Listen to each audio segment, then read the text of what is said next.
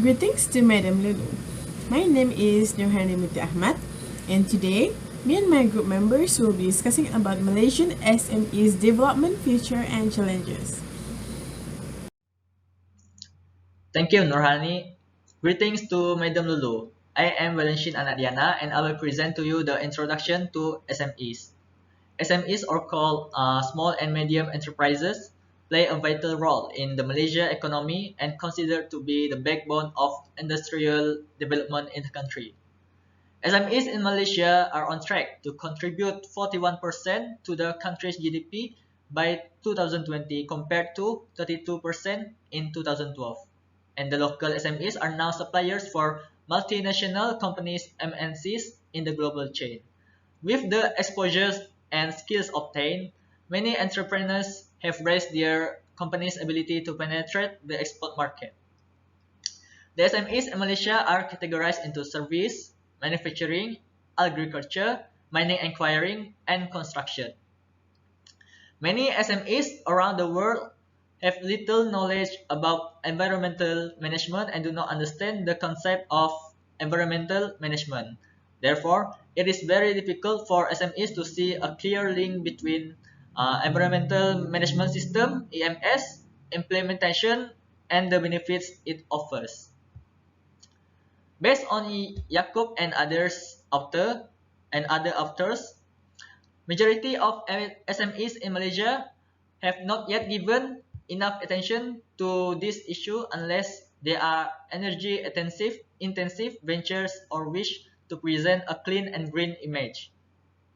In fact, the Malaysian government is fostering a wide range of small to medium businesses in the country to explore the development of green technology through its Economic Transformation Program (ETP). In addition, the government is encouraging the adoption of green technology as declared under the National Key Economic Area (NKEA). This discussion leads to a consideration of the importance of green practices taking into account the SMEs. That is all for the introduction. Now I will pass it to the next presenter. Hello, my name is Yvonne Kimberly Anakmethu, and today I'm going to present the future green on small and medium enterprises (SME). Despite the increase in the number of small and medium enterprises (SME) that want to implement the ISO 14001 Environmental Management System (EMS), the rate of certification among SME in Malaysia is still low.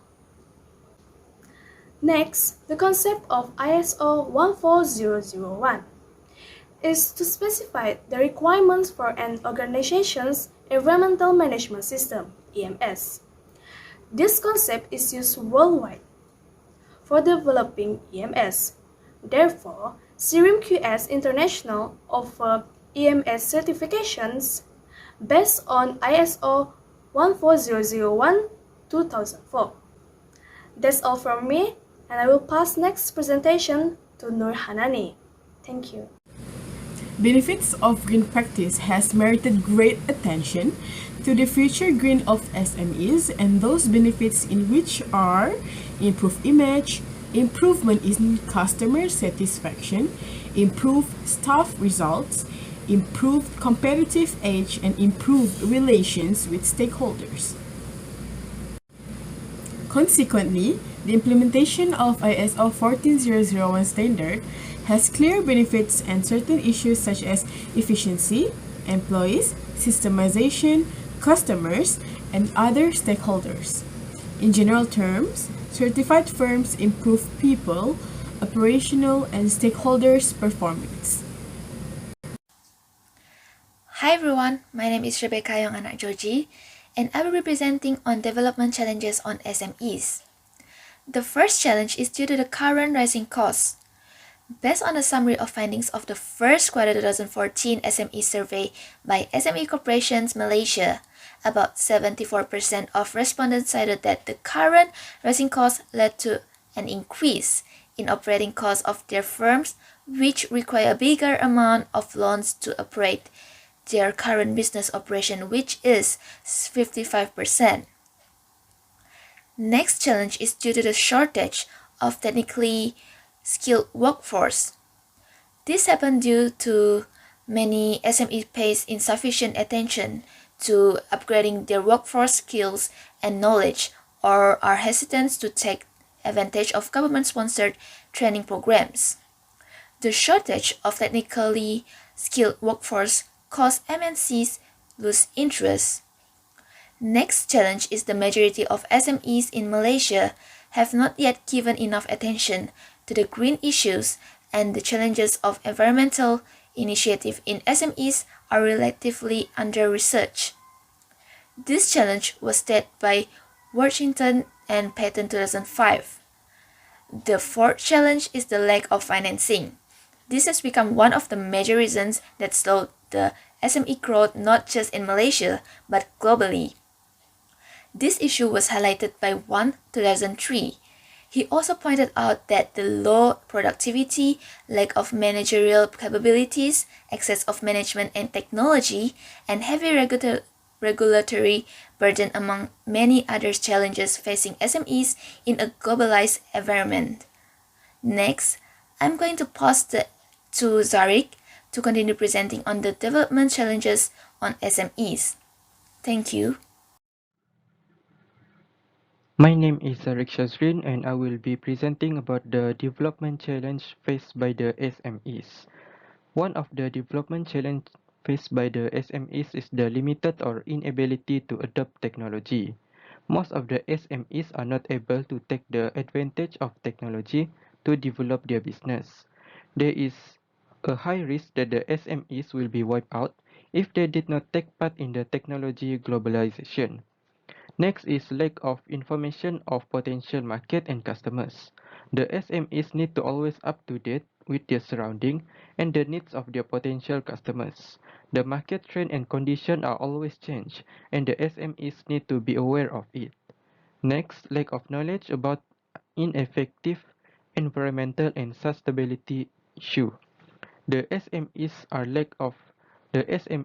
have a lack understanding in environmental problems and risks. And the last one is lack of expertise and confidence of doing something that is not the core business of them.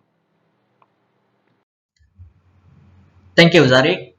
So our discussion has focused on the background and challenges of SMEs and the important benefits of green practices. It can be surmised that green practices is fundamental for small-sized firms to have a more competitive edge domestically and internationally.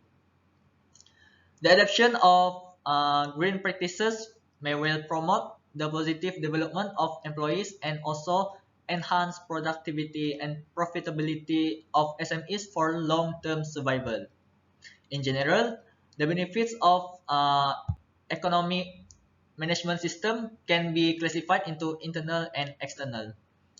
Internal benefits include improvements in corporate processes having positive effects on operational and people issues.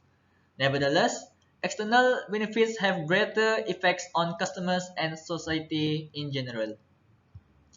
It is recommended that this framework is extended to other sectors, mainly services, agriculture, uh, construction, and mining and quarrying. Correspondingly, it has also been shown that the size of firms does have a significant influence, where smaller firms have tended to experience greater improvement in recycling performance compared to large firms. So that is all from us. Thank you.